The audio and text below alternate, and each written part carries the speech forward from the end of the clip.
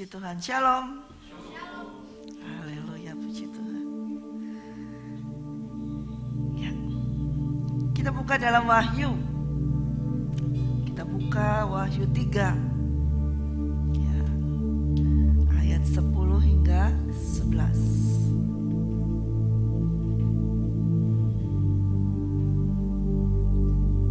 Ya. Wahyu 3 ayat 10 hingga 11. Kita mau bersama-sama membacanya. Karena engkau menuruti firman-Ku untuk tekun menantikan Aku, maka Aku pun akan melindungi engkau dari hari pencobaan yang akan datang atas seluruh dunia untuk mencobai mereka yang diam di bumi. Kayaknya gak semua membaca deh. Kita ulang dari pertama ya. 1, 2, 3.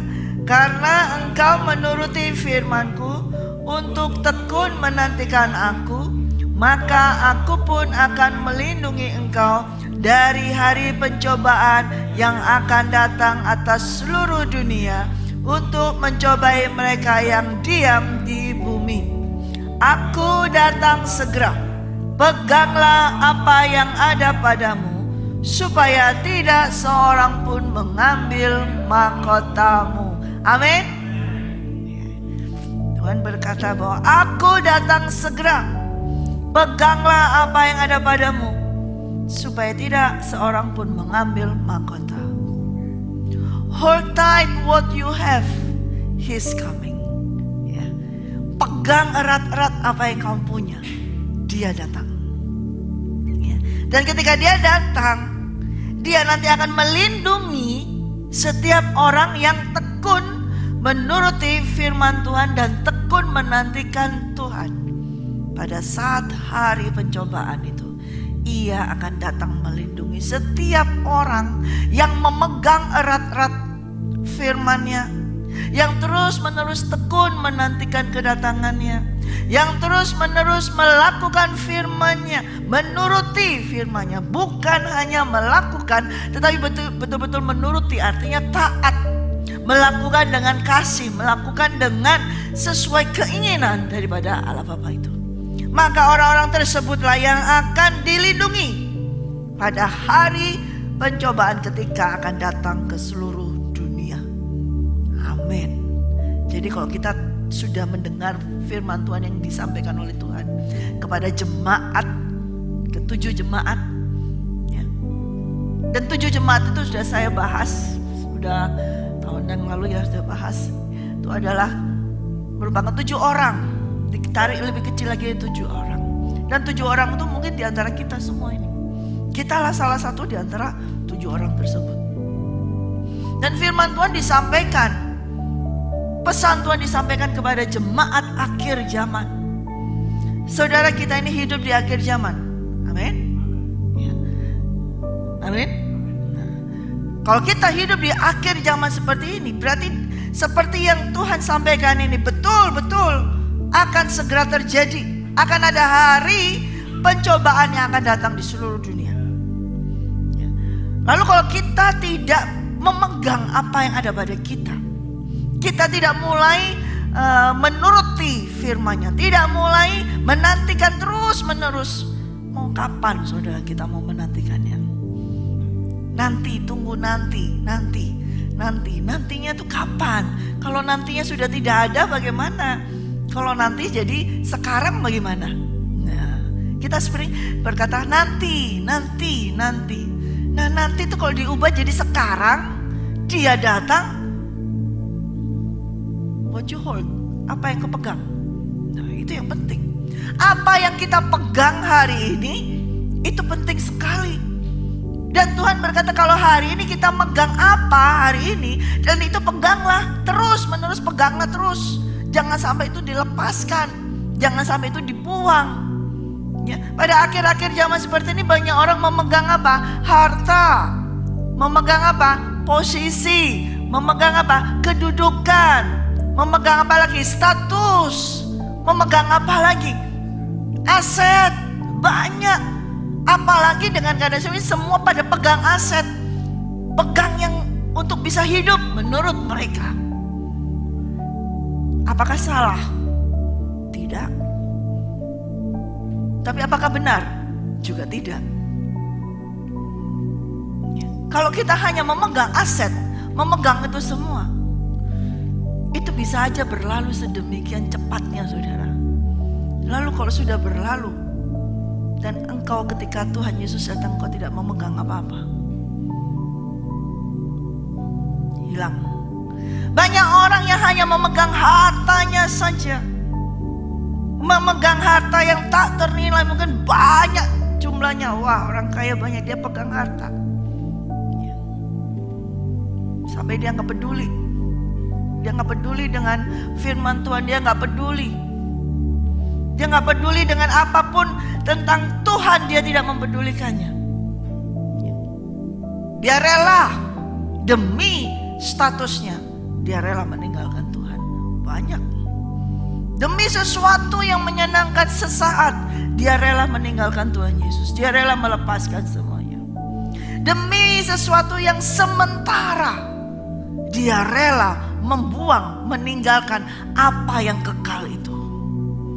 Nah, saudara, ketika Tuhan berkata ini, sungguh loh, aku datang segera, itu Tuhan datang sungguh loh, saudara. Kalau dia berbicara di firman Tuhan itu ya dan amin. Ya. Mungkin sepertinya kok belum datang-datang, kok belum datang-datang. Ya.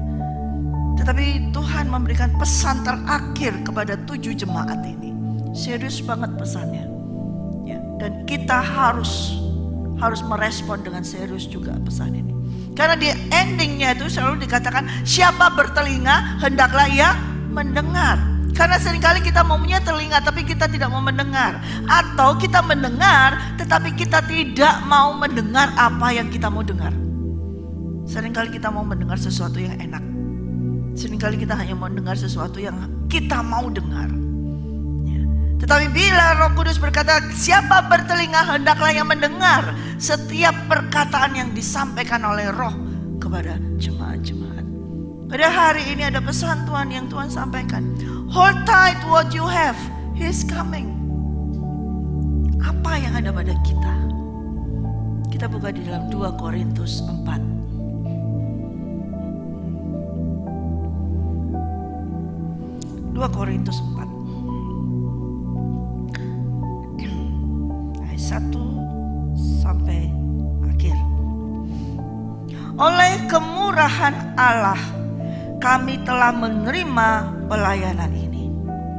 Karena itu kami tidak tawar hati, tetapi kami menolak segala perbuatan tersembunyi yang memalukan. Kami tidak berlaku licik dan tidak memalsukan firman Allah. Sebaliknya kami menyatakan kebenaran, dan dengan demikian kami menyerahkan diri kami untuk dipertimbangkan oleh semua orang di hadapan Allah. Jika Injil yang kami beritakan masih tertutup juga, maka ia tertutup untuk mereka yang akan binasa, yaitu orang-orang yang tidak percaya, yang pikirannya telah dibutakan oleh ilah zaman ini, sehingga mereka tidak melihat cahaya Injil tentang kemuliaan Kristus yang adalah gambaran Allah. Sebab bukan diri kami yang kami beritakan, tetapi Yesus Kristus sebagai Tuhan, dan diri kami sebagai hamba-Mu karena kehendak Yesus. Sebab Allah yang telah berfirman, dari dalam gelap akan terbit terang, Ia juga membuat terangnya bercahaya di dalam hati kita, supaya kita beroleh terang dari pengetahuan tentang kemuliaan Allah yang nampak pada wajah Kristus. Tetapi harta ini kami punyai dalam bejana tanah liat, supaya nyata bahwa kekuatan yang melimpah-limpah itu berasal dari Allah, bukan dari diri kami. Dalam segala hal kami ditindas, namun tidak terjepit. Kami habis akal, namun tidak putus asa. Kami dianiaya, namun tidak ditinggalkan sendirian. Kami dihempaskan, namun tidak binasa. Kami senantiasa membawa kematian Yesus di dalam tubuh kami, supaya kehidupan Yesus juga menjadi nyata di dalam tubuh kami. Sebab kami yang masih hidup ini terus-menerus diserahkan kepada maut karena Yesus, supaya juga hidup Yesus menjadi nyata di dalam tubuh kami yang fana ini. Maka demikianlah maut giat di dalam diri kami dan hidup giat di dalam kamu. Namun karena kami memiliki roh iman yang sama, seperti ada tertulis, aku percaya sebab itu aku berkata-kata. Maka kami juga percaya sebab itu kami juga berkata-kata. Karena kami tahu bahwa Ia yang telah membangkitkan Tuhan Yesus akan membangkitkan kami juga bersama-sama dengan Yesus. Dan Ia akan menghadapkan kami bersama-sama dengan kamu kepada dirinya. Sebab semuanya itu terjadi oleh karena kamu, supaya kasih karunia yang semakin besar berhubung dengan semakin banyaknya orang yang menjadi percaya, menyebabkan semakin melimpahnya ucapan syukur bagi kemuliaan Allah. Sebab itu kami tidak tawar hati, tetapi meskipun manusia lahirnya kami semakin merosot, namun manusia batinnya kami dibaharui dari sehari ke sehari. Sebab penderitaan ringan yang sekarang ini mengerjakan bagi kami kemuliaan kekal yang melebihi segala-galanya, jauh lebih besar daripada penderitaan kami. Sebab kami tidak memperhatikan yang kelihatan, melainkan yang tidak kelihatan. Karena yang kelihatan adalah sementara, sedangkan yang tak kelihatan adalah kekal. Amin. Harta apa yang kita punyai? Harta deposito banyak di bank, harta emas yang banyak, harta apa yang kita punyai? Rasul Paulus menyampaikan kepada jemaat di Korintus bahwa dia telah menerima kemurahan Allah untuk bisa melayani mereka, untuk menerima pelayanan itu. Kalau kita hari ini bisa melayani Tuhan, kita ada pelayanan itu karena kemurahan Tuhan. Bukan karena kehebatan kita, tetapi hanya semata-mata kemurahan Tuhan. Sekalipun di dalam pelayanan itu tidak mudah, saudara. Di sini Rasul Paulus berkata, aku tidak akan tawar hati. Kami tidak tawar hati. Ketika kita melayani, masuk dalam pelayanan, ada masalah-masalah yang akan terjadi. Ada peristiwa-peristiwa yang akan terjadi. Ada orang-orang yang tidak senang, yang menolak. Banyak sekali yang menolak. Dia berkata, banyak orang yang menolak semuanya. Tetapi ketika kita masuk dalam suatu pelayanan, Rasul Paulus berkata, aku tidak mau melakukan suatu pekerjaan yang tersembunyi. Menolak segala perbuatan tersembunyi yang memalukan. Tidak berlaku licik, tidak memalsukan firman Tuhan. Dan kita harus memegang ini, saudara. Kalau kita betul-betul adalah mau melayani Tuhan, oleh karena kasih karunia-Nya, belas kasihan-Nya, kemurahan-Nya, janganlah kita melakukan perbuatan-perbuatan yang tersembunyi. Mau saja melakukan perbuatan-perbuatan tersembunyi, yang licik, bahkan memalsukan firman Tuhan. Wow, ya. Pada saat sekarang banyak sekali yang melakukan hal ini. Ya. Mereka sekarang tidak melakukan perbuatan yang tersembunyi. Yang tersembunyi ini sekarang malah jadi terang-terangan. Ya. Yang dilakukan secara tersembunyi sekarang dilakukan dengan terbuka. Karena dianggap normal, karena dianggap wajar, umum. Itu sekarang sesuatu yang tersembunyi, yang dulu dilakukan dengan sembunyi-sembunyi, ternyata sekarang diekspos, dibuka begitu rupa. Tanpa ada perasaan malu, tanpa ada perasaan takut kepada Tuhan. Sekalipun itu adalah hamba Tuhan, melayani. Pelayan-pelayan Tuhan melayani. Begitu mereka tampil berani, tidak melakukan sembunyi-sembunyi lagi. Expose sekarang terbuka, pakai distorikan semuanya, dilakukan semuanya yang terbuka. Dan itu adalah memalsukan firman Tuhan. Nah, Rasul Paulus berkata, dia tidak akan melakukan itu. Kami pelayan Tuhan tidak melakukan itu. Dan ketika dia melakukan itu semua hanya untuk kemurahan Tuhan, mungkin ada orang-orang yang tetap tidak percaya. Ketika kita melayani Tuhan, kita memberitakan Injil, memberitakan firman Tuhan, tetap ada orang-orang yang tidak percaya, yang menyatakan dia percaya namun dia tidak percaya. Tetap ada. Kenapa itu? Itu memang adalah orang-orang yang sudah dibutakan dengan ilah zaman ini. Sudah dibutakan. Walaupun tahu tapi dia sudah tidak bisa percaya lagi. Dan banyak orang-orang yang sudah mengenal Tuhan pun dibutakan dengan ilah zaman sekarang. Ilah zaman sekarang tuh tidak menyeramkan. Ilah zaman sekarang tuh malah justru menyenangkan. Ya, sehingga membuat engkau terkecoh. Apalagi ilah zaman sekarang tuh kayaknya kudus. Ilah zaman sekarang tuh kayaknya saleh. Ilah zaman sekarang tuh kayaknya holy gitu. Tapi ternyata bukan dari Tuhan. Ini adalah pemalsuan firman Tuhan. Ya. Orang-orang ini dibutakan oleh ilah zaman sekarang. Hati-hati saudara.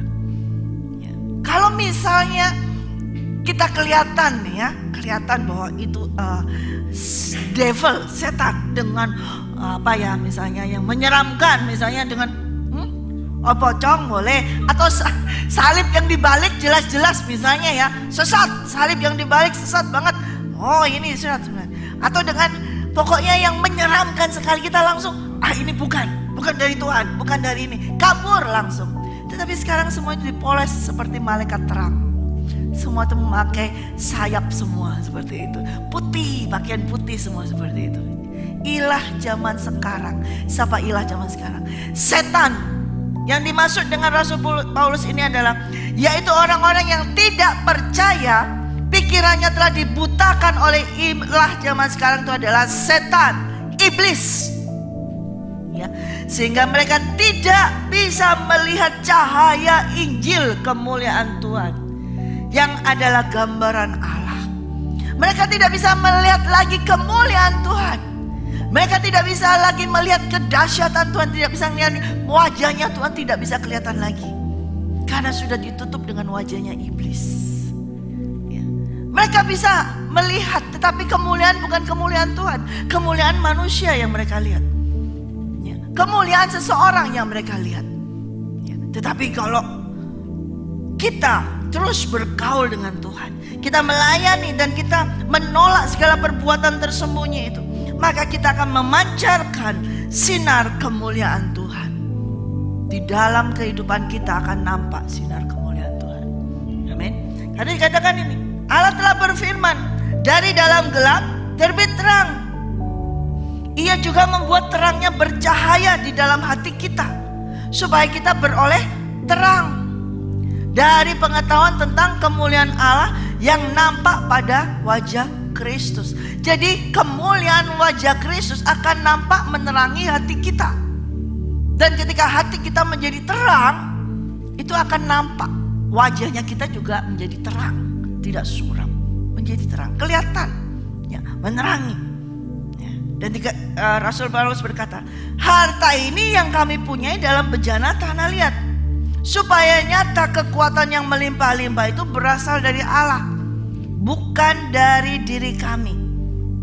Dalam segala hal kami ditindas, namun tidak terjepit. Habis akal, namun tidak putus asa. Ini dikatakan harta oleh Rasul Paulus. Harta yang ada di dalam bejana tanah liat. Apa harta itu? Ketika ia ditindas, namun tidak terjepit. Itu harta, saudara. Ya. Ketika kami habis akal, namun tidak putus asa, itu harta. Ketika kami dianiaya, namun tidak ditinggalkan sendirian, itu harta. Ketika kami dihempaskan, namun tidak binasa, itu harta. Senantiasa kami membawa kematian Yesus dalam tubuh kami, supaya kehidupan Yesus juga menjadi nyata di dalam tubuh kami. Itu adalah harta. Kalau kita membawa kematian Yesus di dalam tubuh kita, itu merupakan harta bagi kita. Sehingga kehidupan Kristus itu menjadi nyata di dalam tubuh kita. Jadi ketika dia berkata harta ini yang kamu punyai, apa? Bukan emas, bukan uang. Harta yang tak ternilai, yang luar biasa. Itu apa? Yaitu roh Allah yang ada di dalamnya. Dan roh Allah itulah yang menyebabkan ketika ia ditindas, namun tidak terjepit. Ya, tapi kalau saudara sekarang berbicara seperti itu, oh itu harta saya. Orang pasti akan berpikir, kok gitu jadikan harta? Ya kan? Itu bukan harta. Tetapi itulah justru sesungguhnya adalah harta yang di dalam kita, di dalam tanah liat. Ya. Dan itu adalah roh Allah. Apa? Kemampuan supaya apa? Melimpah-limpah kekuatan. Nah, itu harta, kekuatan ilahi, kekuatan roh Allah yang melimpah-limpah di dalam kita. Itu harta yang tak ternilai. Tidak bisa dibeli dengan uang. Tidak bisa dibeli dengan emas seberapa kilo, berapa banyak kilo. Gak bisa. Kekuatan roh Allah di dalam kita yang melimpah-limpah. Ketika engkau mengalami penderitaan, tapi engkau tetap bangkit. Ketika engkau ditindas, tapi engkau tidak dihempaskan, tidak dibiarkan sendiri, dianiaya, tidak ditinggalkan sendiri, dihempaskan, tidak binasa. Itu harta. Kalau tidak ada kekuatan roh di dalammu, tidak akan ada terjadi. Nah, makanya itu Rasul Paulus berkata, ini harta kami. Kami gak punya emas, kami gak punya uang, gak punya apapun, tapi kami punya harta ini, yaitu roh Allah yang luar biasa ini. Roh Allah yang dahsyat ini, yang kekuatannya powerful, yaitu luar biasa, melimpah-limpah. Orang pikir harta itu yang luar biasa, uang. Tidak, saudara. Harta yang terbesar adalah roh Allah yang ada di dalam kita. Itu luar biasa, dan kekuatannya melebihi dari pasukan yang besar sekalipun di dunia ini. Melebihi. Kekuatan yang luar biasa. Dan lagi lebih lagi ketika itu nyata kekuatan yang luar biasa, kita sendiri tahu itu bukan dari diri kita, itu pasti dari Tuhan. Nah, itulah harta. Tapi kalau kita tahu, orang-orang tahu yang dikeluarkan dari dompetnya, dikeluarkan dari brankasnya, dikeluarkan dari banknya, dia tahu itu hartaku, pasti akan diklaim itu punyaku. Tapi segala sesuatu yang keluar powerful dari tubuh kita, keluar dari mulut kita, keluar kekuatan dari tubuh kita ketika kita mengalami masalah, engkau tidak akan bisa klaim itu punya aku. Karena kita gak punya apa-apa. Semuanya berasal dari Dia. Nah, itulah yang harus kita pegang erat-erat. Kekuatan yang luar biasa dari Allah Bapa, dari roh Allah, itu yang harus kita pegang erat-erat. Jangan sampai dibutakan, ditipu oleh ilah zaman ini. Jangan sampai dipalsukan dengan firman Tuhan, dengan orang-orang yang memalsukan firman Tuhan. Tapi kita harus pegang itu erat-erat. Pegang terus erat-erat. Dan Rasul Paulus juga berkata begini, dengan demikian kami tidak tawar hati.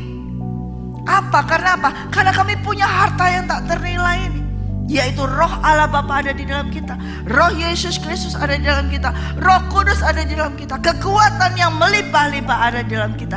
Kami tidak tawar hati sekalipun secara manusia kita ini semakin hari semakin merosot. Siapa yang jadi tambah muda? Pasti semua jadi tambah tua. Nah, kalau orang tambah tua pasti kekuatannya tambah turun, tambah merosot. Tambah ulang tahun setahun aja pasti terasa. Setahun tambah badan ini tambah mulai kerasa. Biasanya bau harumnya tuh aroma parfum, tapi sekarang baunya langsung baunya fix. Baunya apa? Baunya minyak angin. Baunya apa? Karena bertambah umur digosok-gosok semua. Nah, tambah tua pasti tambah turun pasti, ya. Tapi karena kita memiliki harta yang tak ternilai, kita tidak jadi tawar hati. Amin, amin. Sekalipun pasangannya sekarang kalau malam baunya sudah bau minyak angin, bukan bau parfum. Misalnya sudah bau minyak apa itu? Nggak tahu. Atau apa? Ya sudah, berarti apa? Sama, ada kekuatan di dalamnya. Ya. Sebab itu kami tidak tawar hati, tetapi meskipun manusia lahiriah kami semakin merosot, namun manusia batinnya kami diperbaharui dari sehari ke sehari. Diperbaharui, katakan amin. Saudara, walaupun merosot secara tubuh, tapi kita rohani kita diperbarui, amin. Diperbarui, amin. Semakin hari semakin baru, semakin serupa dengan Yesus Kristus. Tubuh boleh semakin merosot, tapi rohmu harus semakin seperti Yesus Kristus, amin. Itu yang harus kita pegang. Jadi dia berkata, sebab penderitaan yang sekarang ini yang kita alami itu ringan. Jangan berkata bebanku ini berat loh. Jangan berkata begitu ya. Tidak ya. Kalau ada harta yang tak ternilai di dalam dirimu, ada kekuatan ilahi yang tak ternilai di dalam dirimu, maka bebanmu itu, penderitaanmu itu ringan sekali. Sebab penderitaan ringan yang sekarang ini mengerjakan bagi kami kemuliaan kekal yang melebihi segala-galanya, jauh lebih besar daripada penderitaan kami. Sesaat kita menderita, saudara. Tuhan juga menyampaikan, sesaat kamu akan menderita. Kita akan mengalami penderitaan.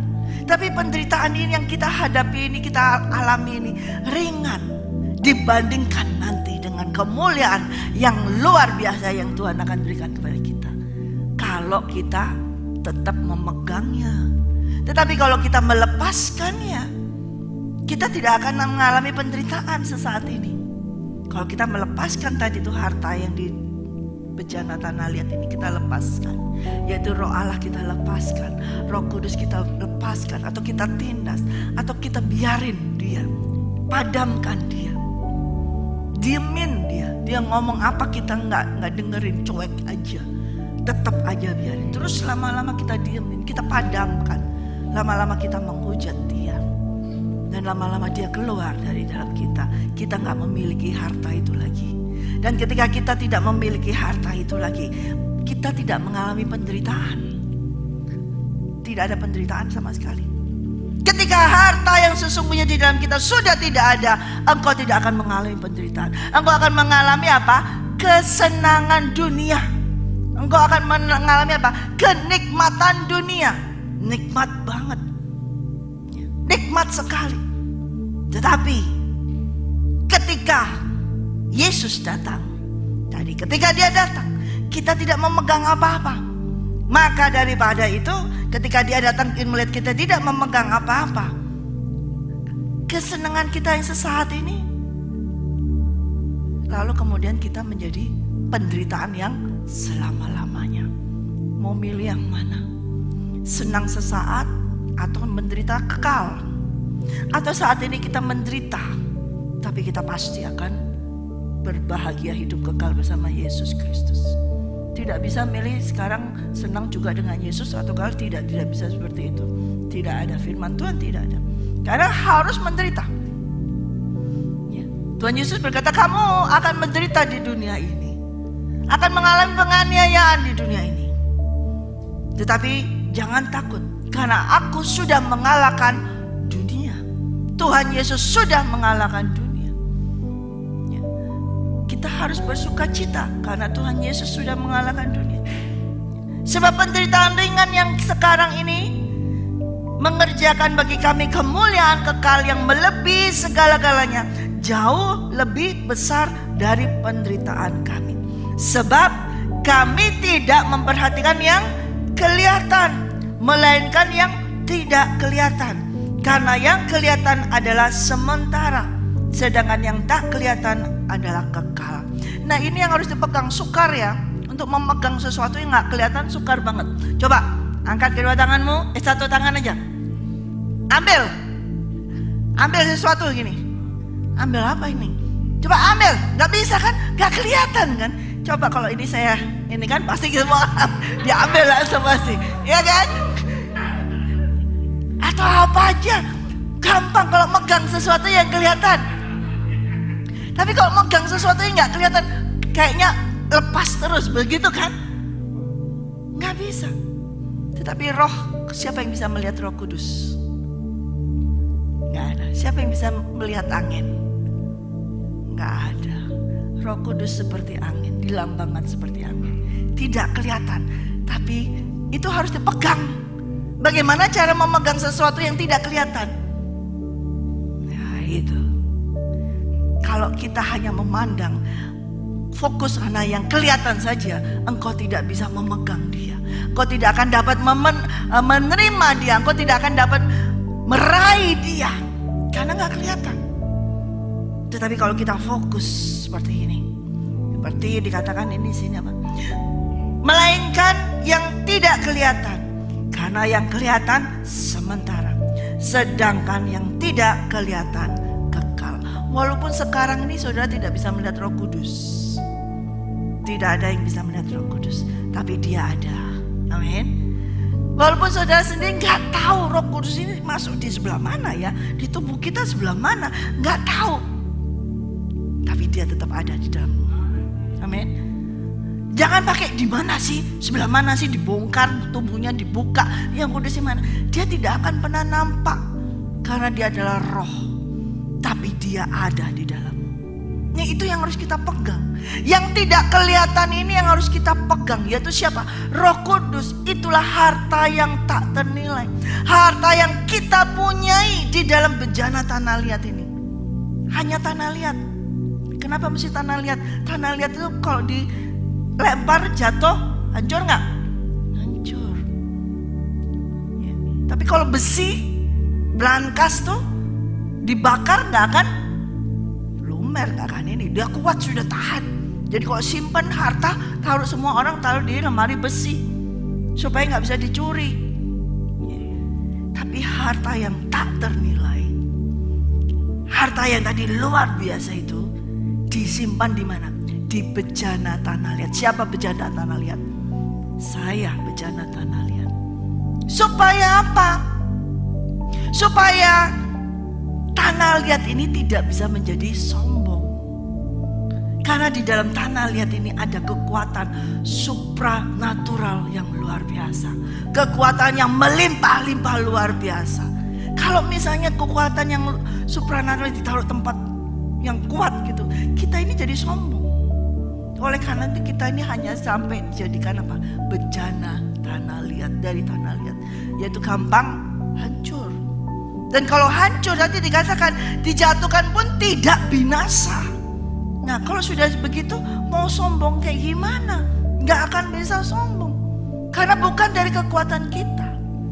Nah itu yang harus kita pegang. Ketika dia berkata peganglah erat-erat, aku datang segera. Pegang rohnya, Roh Kudus. Pegang harta ini ya. Bukan pegang harta secara fisik saudara, tapi harta yang tak ternilai, yang tidak bisa dilihat mata. Orang mungkin tidak melihat kita tidak punya harta apa-apa, tidak punya list banyak mobil apa, rumah apa. Gak apa-apa, mungkin kita direndahkan, mungkin kita tidak dianggap. Tapi kalau engkau memegang harta yang tak ternilai ini, engkau memegang Roh Kudus. Roh Kudus engkau biarkan ada di dalam bejanamu ini. Engkau menjadi orang yang terkaya. Bukan saja di dunia, tapi di surga juga. Amin. Orang yang terkaya di dunia kalau ia tidak memiliki Roh Kudus, tidak memiliki Yesus Kristus, dia menjadi orang yang paling miskin di dunia. Tetapi orang yang paling miskin di dunia kalau ia memiliki Yesus Kristus, ada Roh Allah di dalamnya, dia menjadi orang yang terkaya. Amin. Pegang harta kita. Coba pegang harta kita. Mana hartanya? Hartanya di mana? Jangan pegang dompet. Harta Roh Allah di dalam kita. Roh Kudus ini jangan dilepas. Gimana caranya melepas Roh Kudus? Ketika kita mendukakan dia. Kita mendukakan dia. Diperintahkan ini kita gak mau dengar. Dengar sih tapi itu bukan Roh Kudus. Bukan deh kayaknya ini suaraku sendiri. Enggak deh. Kita tidak mau mendengar. Mendukakan sehari, 2 hari terus menerus mendukakan. Lama-lama padam, memadamkan. Gelap deh, gak ada lagi. Harus didiemin. Terus menerus. Akhirnya ketika sudah padam, sudah memadamkan Roh Kudus, maka engkau akan menghujatnya. Dan ketika menghujatnya, gak terasa. Mungkin masih ada bahasa roh yang keluar dari mulutmu. Ketika engkau menyembah, ketika engkau menyanyi haleluya, masih ada sisa-sisa kayaknya. Tapi ia sudah keluar dari kamu. Itu gak kerasa. Dan itu berbahaya. Maka itu saudara, pegang erat-erat Roh Kudus. Walaupun kita tidak bisa memegang yang tidak kelihatan ini, tapi ia ada di dalammu. Pegang dia, pegang firman Tuhan. Pegang dia.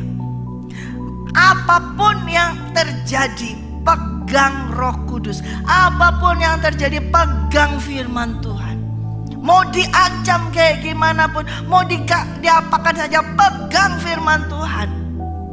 Ya, jangan pernah takut, jangan pernah engkau melepaskan sedetik pun daripada Roh Kudus. Gak apa-apa, ini kan untuk ini sesaat aja, nanti aku pegang lagi. Ini demi untuk pelayanan juga, gak apa-apa kali, ntar aku lepas lagi. Bisa? Gak bisa. Kita harus selamanya pegang dia, Roh Kudus. Pegang dia selama-lamanya. Ya. Apapun juga jangan biarkan ditipu engkau oleh ilah zaman ini. Ya. Dengan godaan, dengan apapun yang segan, supaya engkau melepaskan peganganmu daripada Roh Kudus. Jangan. Karena Tuhan berkata, aku datang segera. Peganglah apa yang ada padamu. Harta yang kita punyai di dalam ini sungguh tak ternilai. Kalkulator itu bisa sampai berapa digit? Mentok berapa? Di sini kalau ada Roh Allah melebihi daripada digit itu. Ya, lebih dari itu. Ya, lebih. Karena ini dikatakan di sini, ya, penderitaan ringan yang sekarang ini mengerjakan bagi kami kemuliaan kekal yang melebihi segala-galanya. Katakan amin. Melebihi segala-galanya, jauh lebih besar dari segala penderitaan kami, melebihi dari segala-galanya. Ini jangan kau buang, jangan kau biarkan ditipu atau dia pergi. Jangan sampai Roh Kudus keluar pergi dari kita. Amin.